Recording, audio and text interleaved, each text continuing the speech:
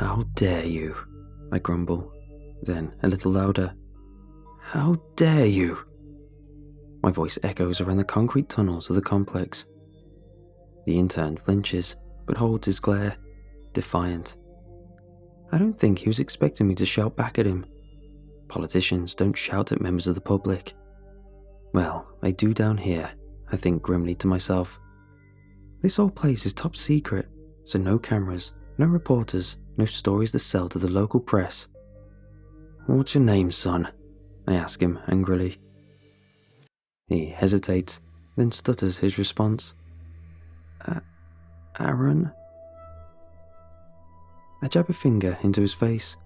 It's a rude and antagonistic gesture, and I'm well aware of how irritating it is. Don't ever talk to me in such a way, Aaron. You may not like politics, but I'm still a human being, damn it. I know your type.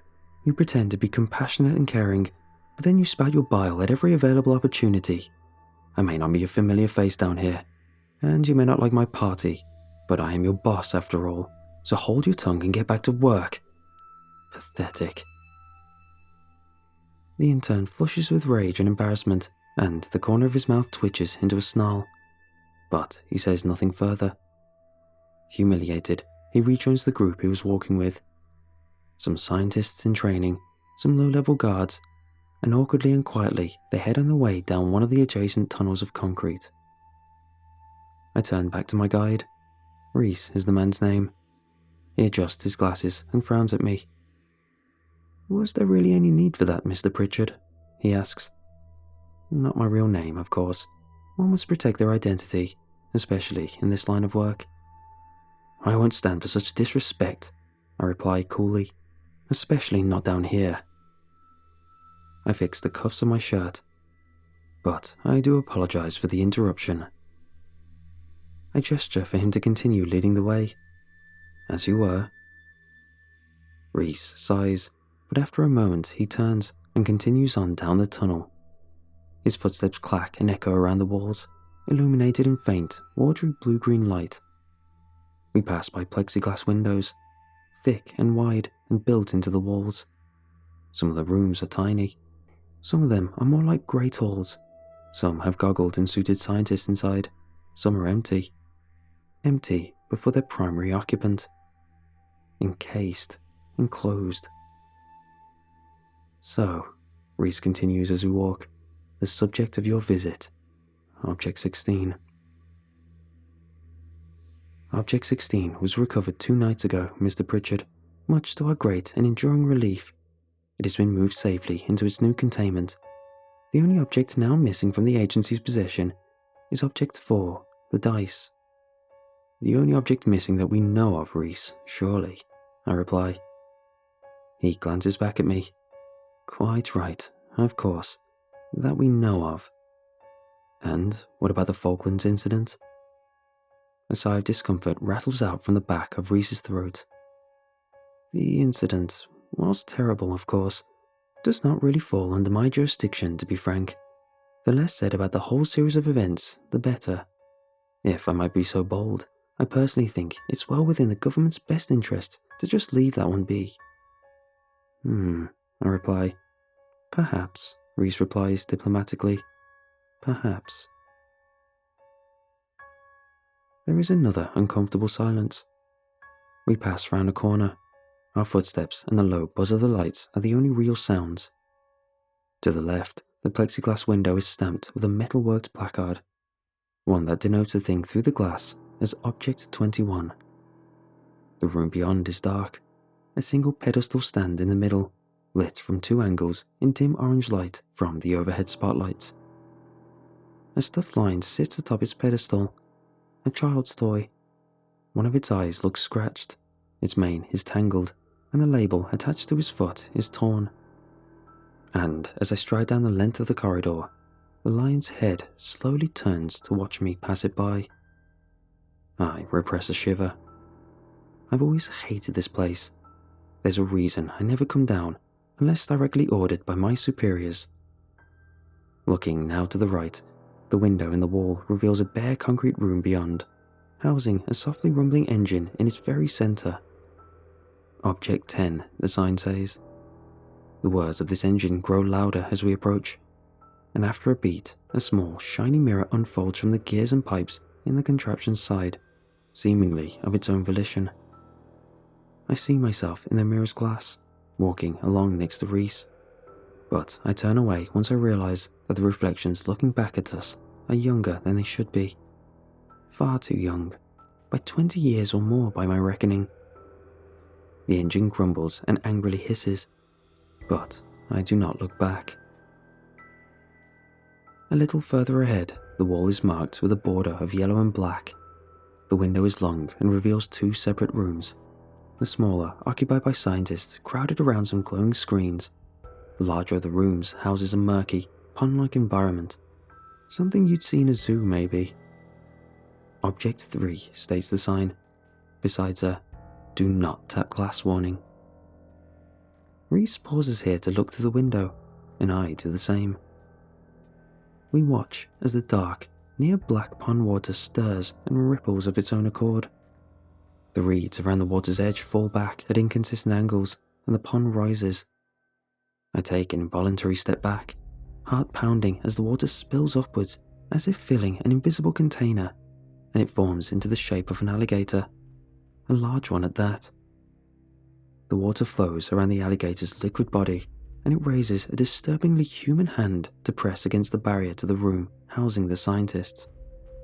The second it connects with the wall, the alligator's shape is lost, however, and the reptile dissolves back into simple water, sending up dark splashes as it returns to the pond. I've never been this far into the complex before, and I'm far too busy back on the surface to give the files I've been sent any more than a perfunctory skim. From what little I have read, however, my surroundings now give those words disturbing and unsettling life. Not wanting to dredge up any of the passages that might have been locked in my deep memory. Ignorance is bliss. I turn my thoughts back to Object 16. It is only Object 16 that concerns me this evening, none of these other monstrosities. Object 16 and its power. The power of sight. Object 16, if the files I've familiarized myself with are correct, gives the recipients of its bite the power to see possible futures. That's what I've read, what I've been told, to see paths and potentials that others cannot, routes to take, places to go, and things to say to find strength. A politician can make excellent use of such power. Excellent use, indeed. I think on what Reese said earlier as we resume walking. It has been moved safely into its new containment. I ponder this. You mentioned new containment for Object 16, Reese, I say to the man. Why is that? Why new containment? Yes, Reese says, adjusting his glasses once again. Object 16. It's changed, Mr. Pritchard. It has undergone some kind of metamorphosis since we last held it in our possession, one we're still studying. This sudden metamorphosis is likely how it escaped in the first place. He paused to speak to a security guard, and a buzzer sounds. A door opens in the wall and we pass on through. It seals behind us with a click. The light is paler in this section of the complex. Changed in what way? I asked. In the way that a caterpillar becomes a butterfly. I am about to query this when the corridor comes to an abrupt end. The walls part and the concrete falls back into metal railings. Ahead lies a narrow bridge, scarcely big enough for 2 men side by side, and it crosses a great and dark chasm. The start and end of the bridge are marked with blinking red lights in the gloom, and stand a good 20 meters apart. It connects to a platform on the opposite side, one with an open doorway that leads into, by the looks of it, more corridors. A low hum reverberates through the air, and I shiver. Though it's not particularly cold, I'm aware of Reese straightening his posture and smoothing the sides of his coat down his legs. Object 2, he says quietly and solemnly, and nods to the left. I turn and look down into the shadows far below, peering over the bridge's side. And I am met with a tremor of fear and a sickening sensation of smallness, of unimportance and uncertainty.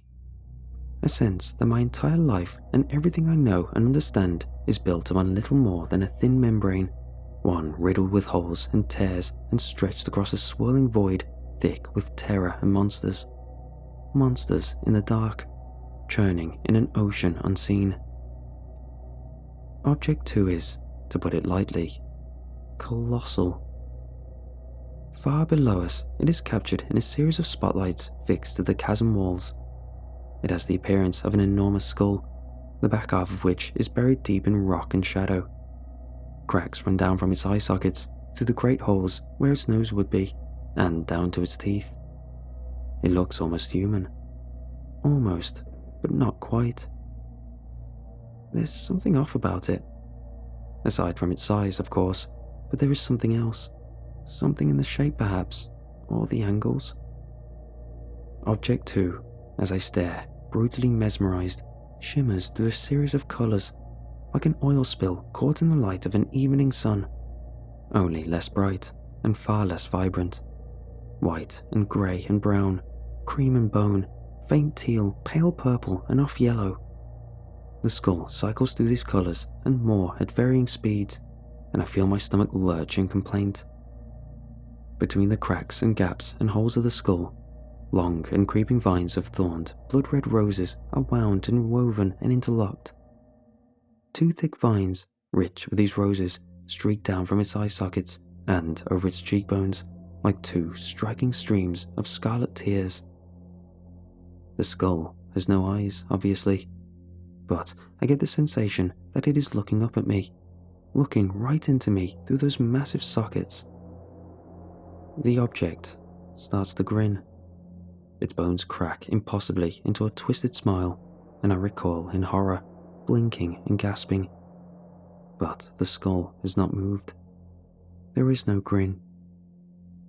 I rub my eyes and realize that Reese is halfway across the bridge. The skull remains as it was, slowly shifting through colors. "Mr. Pritchard," he calls back. "My apologies. Try not to look at it for too long. And please, try not to think of the object's implications. It's still, as ever, under study." I grimace and swallow, striding across the bridge, paled and weakened.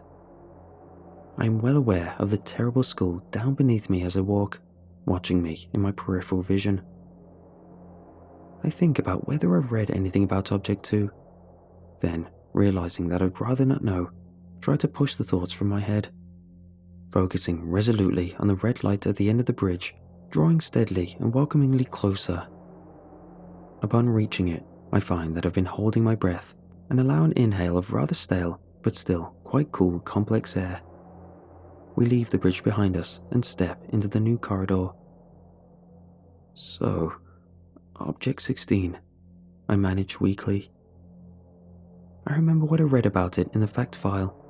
The image stills I requested, my ticket to a better life, the ultimate career enhancer. Scarcely more than a little worm, with a pinprick of a blade-like tooth at either end, it was housed in a wide and open-top tank and kept under strict observation. Not that strict, clearly, I think to myself, or it wouldn't have escaped. Yes, Object 16. Its containment has, as I was telling you, changed. Reese replies as we walk. Post-recovery, we found that it was necessary to alter its environment. I ask Reese to describe the new containment procedures to me. Object 16 is more mobile post-recovery, Mr. Pritchard. DNA analysis confirms that it is indeed the same specimen, but it now has the appearance of a wide-winged moth, scarlet and black. One of its fangs has been sharpened into a wasp-like sting. The other has multiplied into a set of fang-like jaws. Jesus, I mutter, mulling this over. My plan will be harder to implement if the thing flies now. How big is it? Its wingspan is about 8 centimeters when in flight.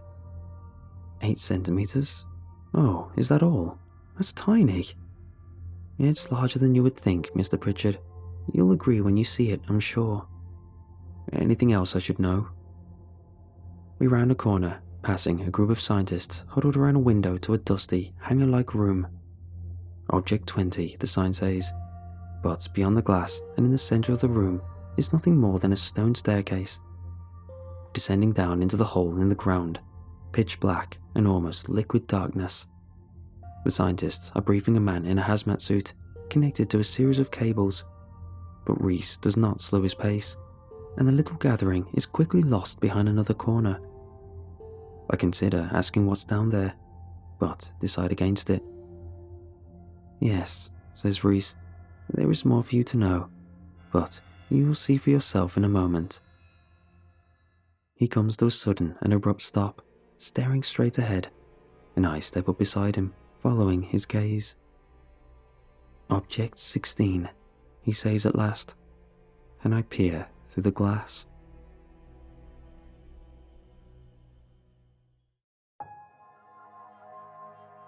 A monstrous insect flies around the barren room, bordered by a kind of spherical netting, creating an enclosure roughly ball-shaped in appearance. 8 centimeters is indeed larger than I'd expected. The human mind has an understanding and acceptance of relativity. An 8-centimeter ruler, or an 8-centimeter phone or banana, or hell, I don't know, any number of sayings, are all bloody tiny. But an insect with a wingspan of 8 centimeters is damn enormous. It makes my skin crawl just to look at it. I imagine such an insect flying around my house and clench my jaw in disgust. It appears pretty much as Reese described it, scarlet and black, pincer-like jaws at one end, a stinger at the other. Though I would call it more hornet-like than moth-like personally.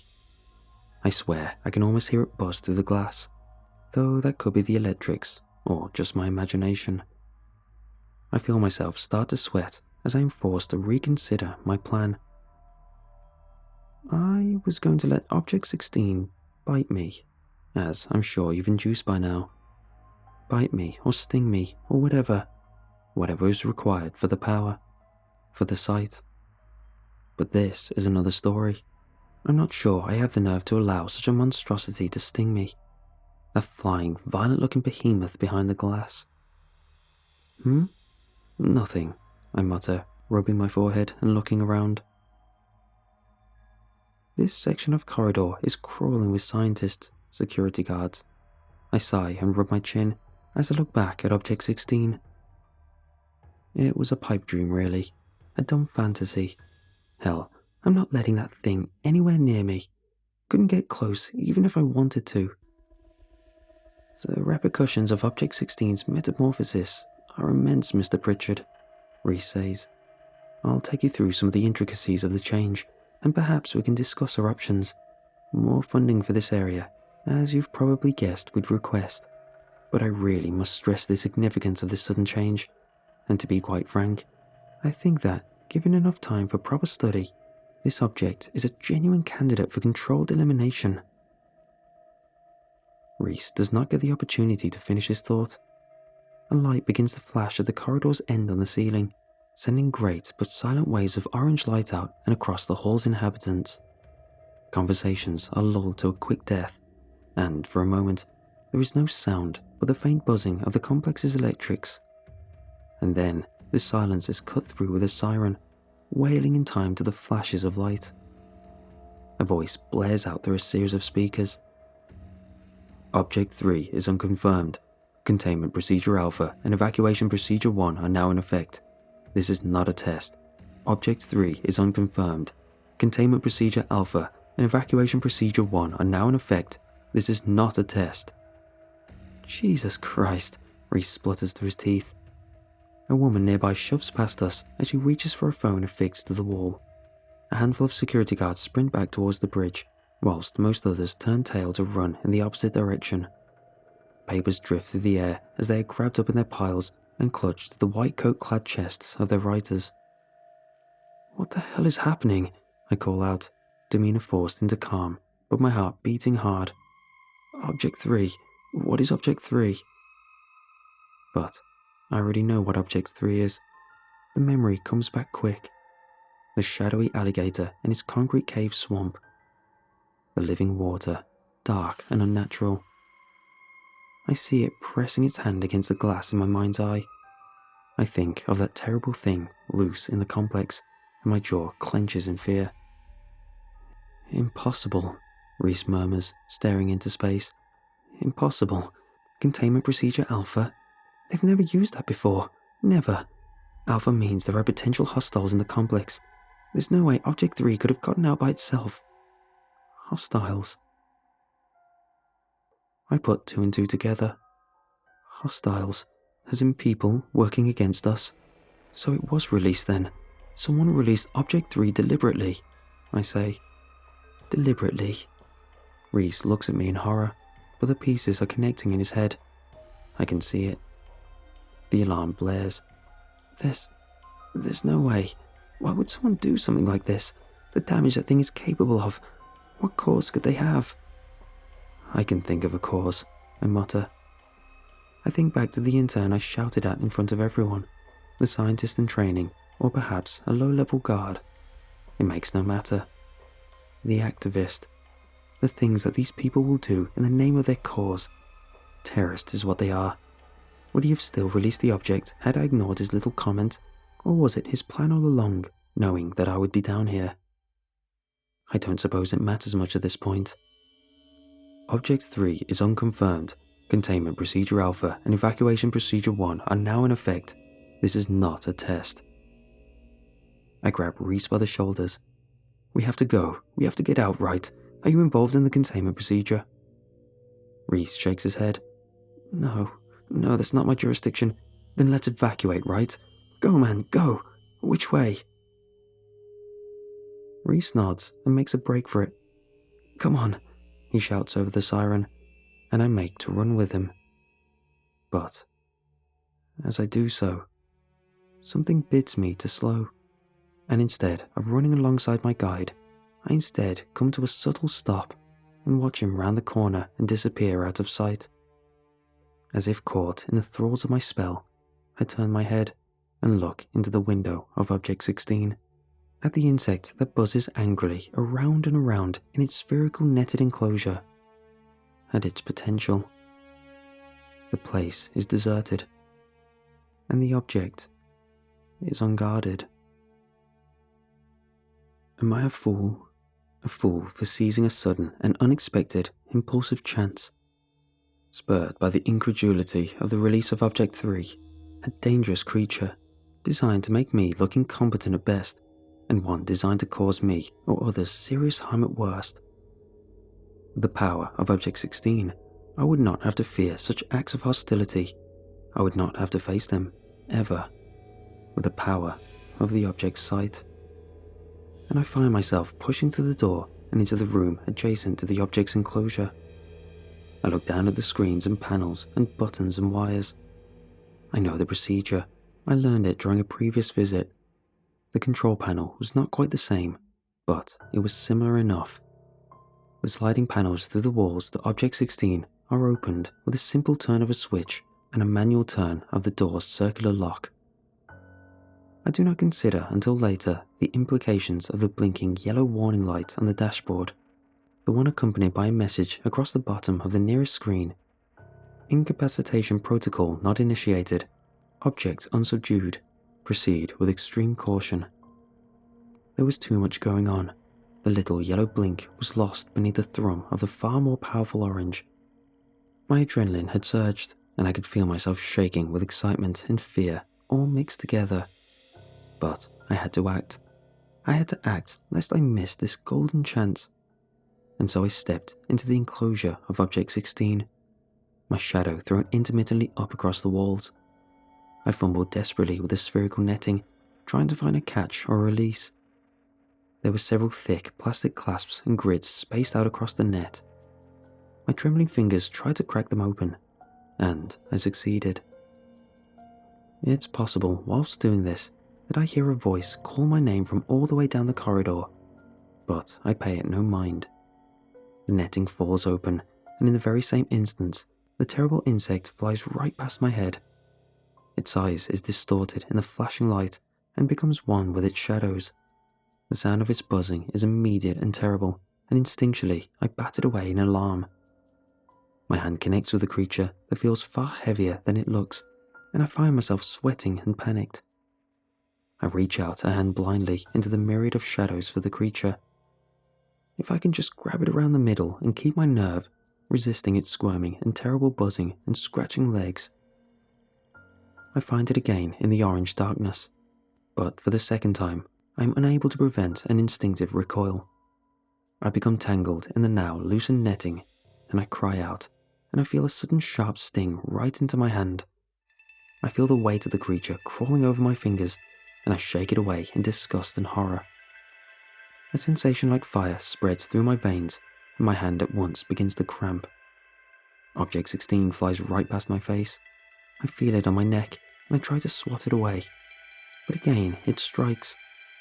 There is that sharp sensation again, this time just below my jaw. I clutch at the pain and finally free myself from the infernal netting. I stagger back and away and into the side room and draw the doors to a swift close. My injured hand throbs, then seizes up entirely as the pain starts to flush down from my neck and through the connected shoulder. There is too much noise and too much blood rushing in my head. I cannot tell if Object 16 was locked inside or if it escaped for the second time. Object 3 is still loose in the complex, I think to myself as I collapse into the corridor, my breathing ragged. Screw this awful, awful place. My hand feels like a great dead weight, one that is pouring molten lead down into my arm. I allow myself a scream, eyes clenched tight shut, and yet still, blurrily, I catch glimpses of the ceiling, of the corridor walls, of Reese rounding the corner again in search of me. How is this possible? I can still see. "Mr. Pritchard," he cries out and sprints to me, crouching down beside my body. I watch him recoil in horror. I open my eyes. "Mr. Pritchard," he says again, mouth agape. "What have you done?" He was a good man, Reese. I thought him weak, but it took courage to come back for me. I rate him for that. I don't know what became of him when I left him behind. He tried to help me evacuate, of course, but I knew a better way. I saw a better way, even through my pain and confusion, and I followed it. My lips stretch and crack into a grin as I sprint across the fields, relishing the sickly warmth of the autumn sun. It's funny, you know, the way that Object 16 grants sight, or at least the way it grants sight now, following its metamorphosis. I look down at the eye that is formed near the center of my palm, and as I do, I look back up into my own face. It itched like hell, you know, in the first few hours during its formation. Its sight became less blurry, more focused as it gradually pushed aside the skin with little rivers of pus and thin, semi-clear blood. The second eye, or the fourth, I suppose, formed itself on the side of my neck. It's tricky having to deal with so much more lines of sight. To have such an expanded vision is a curse, and yet a blessing. Because, through these eyes, if I focus my train of thought, I can see the paths that stretch out before me. I can see the ways that I should follow. I have left politics behind for now, of course. Such trivial, pathetic, and inconsequential nonsense. Such nonsense compared to the things that I've glimpsed through my wondrous new eyes. And the objects, these objects that we have recovered, that we so proudly and arrogantly keep locked below, they are but the tips of the iceberg. They are nothing compared to the wonders and terrors that lie beyond, out there in the world. Wonders and terrors. There is so much out there, so much.